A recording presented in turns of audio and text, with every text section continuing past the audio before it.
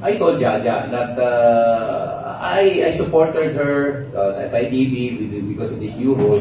Ang problema, Jaja already played sa national team sa Philippines 3 or 4 times already. So, with the new rule last year, she can never play with Japan. So, she can still play with Philippines. Pwede ba siya? Because its federation origin is Philippines. Okay. Well, hindi passport ang binabasihan dito. Federation of origin. So, Jaja is still Filipino by nature to play for the national So, team. anytime we Kung hindi siya nag-national team, pwede ma-transfer. He can transfer. Because, why?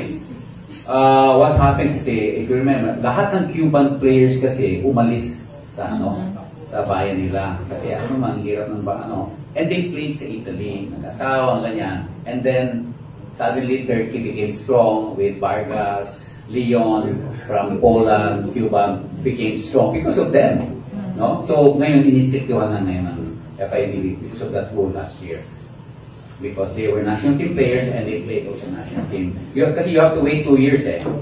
But now, the new role, Jaja played kasi sa national team. Kung di siya nagkaroon si Jaja ng national team, she can change federation. Madali yun. But since she played, by the record ng FIDB, she cannot change federation.